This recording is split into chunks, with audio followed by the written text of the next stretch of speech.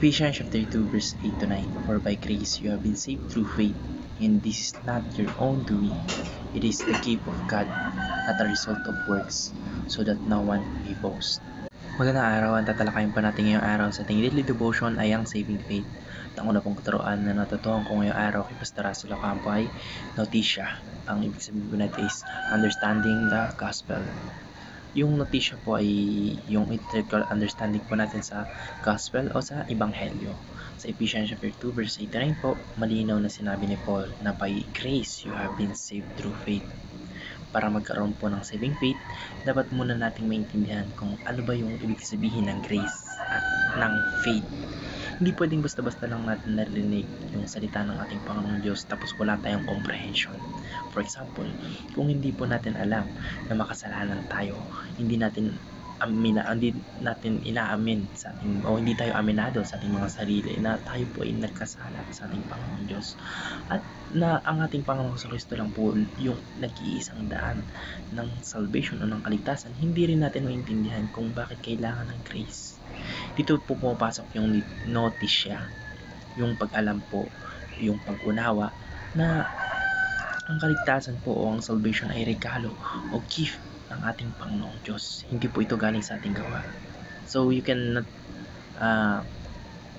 say that you need to do good works just to enter the kingdom of God. No, you only need faith na saving faith, yung true faith, hindi yung false faith na walang fruit. Kasi yun nga, kaya nila nasasabi na yung salvation o yung kaligtasan ay kailangan ng gawa, dahil yung fruit ng faith ay good works. Kasi kapag meron kang pananampalataya sa ating Panginoong Diyos, kung tunay kang nananampalataya sa Kanya, ay sinusunod mo ang Kanyang itinuturo at ang Kanyang ipinapamuhay.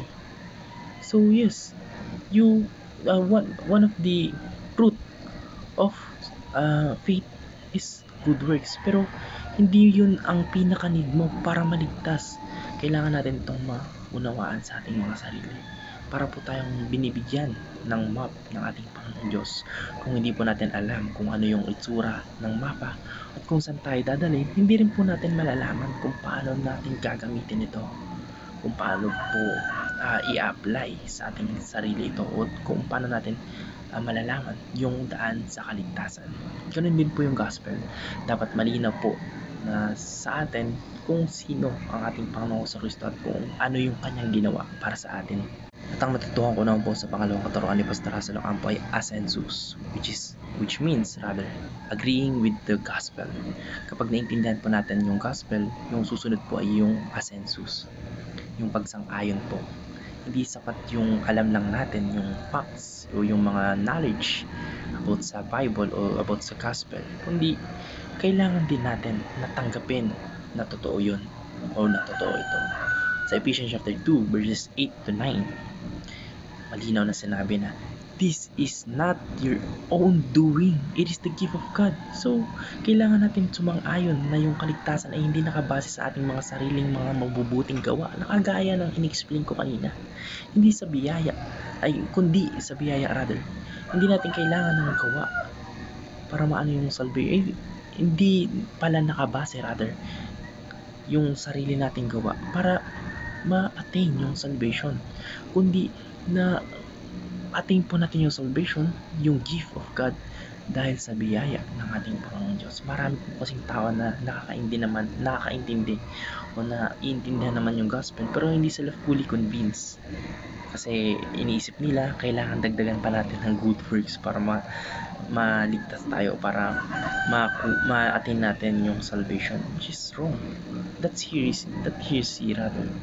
Kasi mali, yung good works is only the fruit of true and saving faith.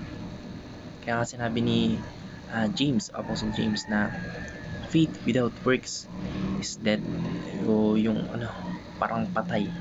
Kasi ayun, kapag walang prutas o walang naging walang, parang sa puno, ang hirap kasi parang sa puno, yung pinakapuno is yung faith. Paano ba natin malalaman kung totoong buhay yung puno? Siyempre namumunga. Kasi kung hindi namumunga, Isa lang ang ibig sabihin. That is, hindi siya tawag dito buhay. O hindi yung bigay tayo ng example ng puno na namumunga. Sabihin natin mangga. Sa mangga, isang puno which is representing the faith. Yung faith na yun, kailangan ng bunga which is the good works. Ayun yung parang pinipoint out ni Apostle James o ni Santiago sa kanyang sinabi na faith without works is dead. Kaya yun, kailangan ng bunga ng isang tunay na pananampalataya. Hindi isa sa tawag dito prerequisite yung good works sa salvation. Hindi yun, mali yun. Kasi we only need faith, that is true and saving faith, to be saved. Kaya ito po yung pagsasang-ayon ng isip at puso na tama po at tapat yung salita ng ating Panginoon Diyos, which is sinabi nga, we are saved, for by His grace we have been saved through faith, not by works, so that no one may boast. At ang natutuhan ko naman po sa pangatlong katuroan ni Pastor Russell Ocampo ay fiducia, which means trusting in Christ. Yung ikatlo po ay yung pinaka-personal na parte ng saving faith, which is the fiducia. Ito po yung hindi lang pag-intindi at pag-agree, kundi ito po yung actual na pagtitiwala sa pangako ng ating Panginoong Diyos. Dito po pumapasok yung puso. Sa Ephesians again, chapter 2, verses 8 to 9, sinabi po na ang kaligtasan ay true faith o base sa ating pananampalataya. Ibig sabihin, hindi lang head knowledge o intellectual agreement yung faith, yung true saving faith, kundi ito isang personal na pagtitiwala ng ating Panginoon sa Kristo, ang nag-iisang Savior at Lord. Parang ganito po, maaari po nating intindihin o notisya na may eroplano at sang-ayunan, which is a census, na kayang lumipad ng eroplano. Pero ibang level na kapag sumakay po tayo mismo at nagtiwala na dadalhin na tayo nito sa destination natin. Ganun din po ang pananampalataya sa ating Panginoong Jesucristo.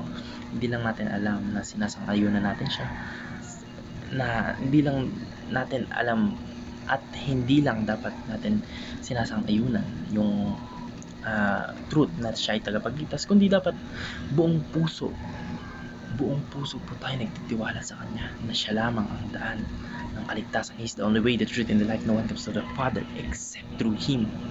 At hindi at ang ating mga sariling gawa, hindi yung ating mga mabubuting gawa. Ito po yung fiducia, yung pagtalon ng buong tiwala natin, pagbibigay ng buong tiwala natin sa ating Panginoong Jesucristo. Sa pamagitan po ng ating Panginoong Diyos, sa pamagitan ng Kanyang biyaya, tayo ay naligtas sa pamagitan ng ating Panginoong Jesucristo. Dahil sa biyaya ng ating Panginoong Diyos, tayo naligtas sa pamagitan ng ating Panginoong Jesucristo. Yun lang po. Maraming salamat and God bless. Amen.